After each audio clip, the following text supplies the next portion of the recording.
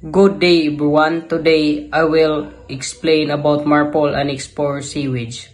MARPOL Annex 4 is a rule under MARPOL Convention that controls the discharge of sewage from ships. It helps to protect the marine environment from pollution caused by human waste.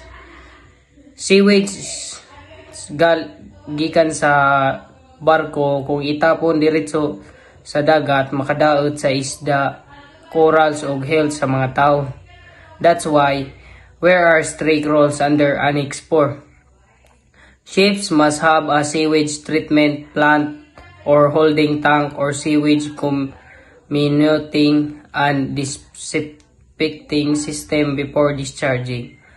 Only treated sewage can be discharged and only at a certain distance from the nearest land, usually more than 12 nautical miles. All ships must also have a sewage pollution prevention certificate to show they follow the rules.